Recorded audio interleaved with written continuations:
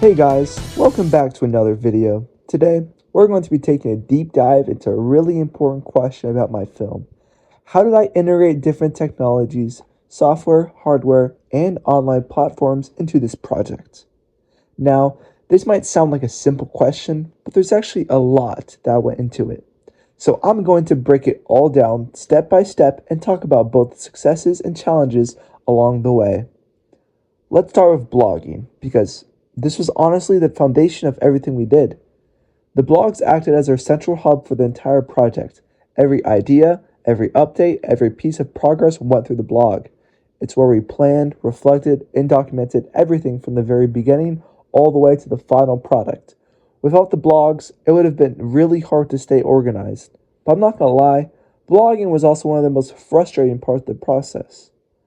One of the biggest challenges was uploading content, especially when I was trying to upload images or videos directly from my phone.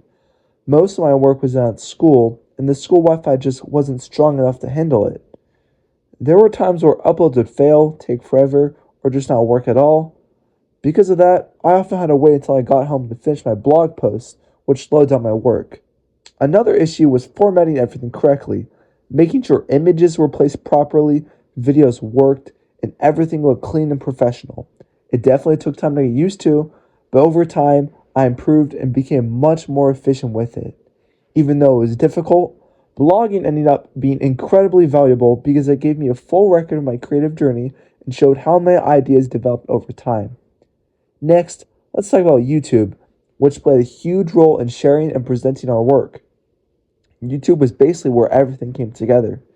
After all the filming and editing, this is where the final product was uploaded and shared. It's also the platform I'm using right now to present the CCR. But just like blogging, YouTube came with its own challenges, especially when it came to copyright. One of the biggest things I learned during this project is how strict copyright rules are. If you use music or content that you don't have permission for, your video can get blocked, muted, or even taken down completely. That's a huge risk, especially after putting so much work into a project. To avoid this, we made the decision to only use royalty-free music and sound effects. This ensured that our video could be published safely without any issues. It also pushed us to be more creative with how we use sound and music in our film. Now, let's move on to communication and teamwork, specifically using group chats. Our group chat was honestly one of the most important tools we had. It allowed us to stay connected at all times, even when we weren't physically together. We used it to share ideas, plans, send updates, and solve problems quickly. For example, if someone had filmed a clip, they could send it right away. If there was an issue or a question, we could discuss it instantly. This made collaboration much more efficient and helped keep everyone on the same page. This connected directly to sharing documents and managing footage, which was another big part of the project. Since we were filming primarily on our phones, we had to figure out how to transfer and organize all our clips between team members. This wasn't always easy. Sometimes files wouldn't send properly, or the quality would decrease when sharing them.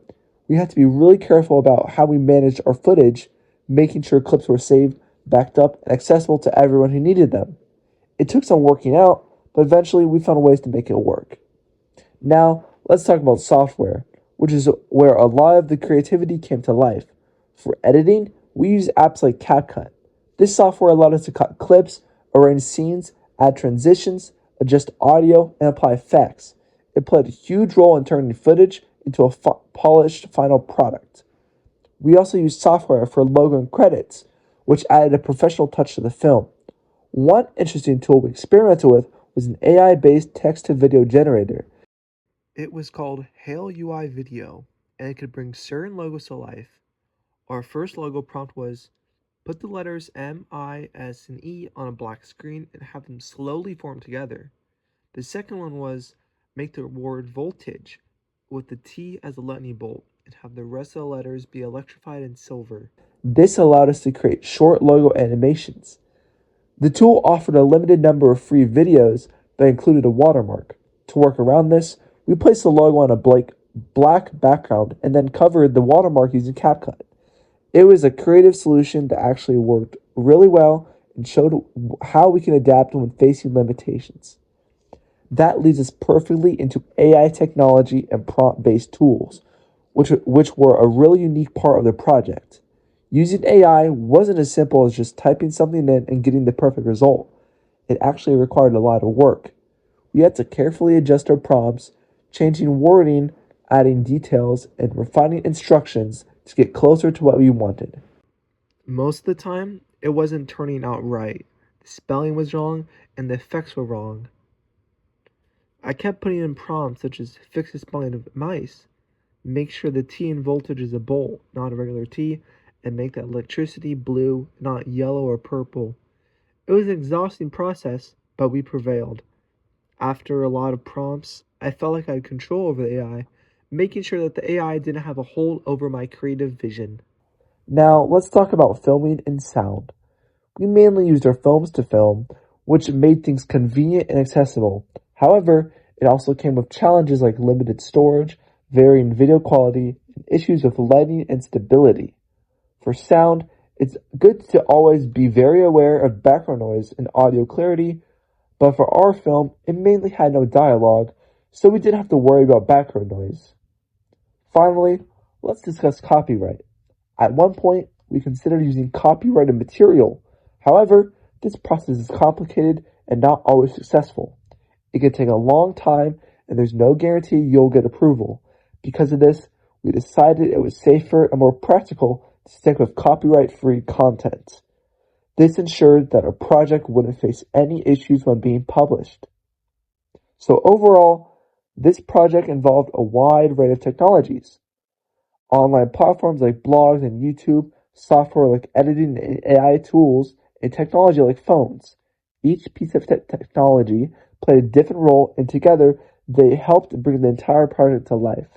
Even though there were challenges along the way, overcoming them helped me learn new skills and improve as a creator.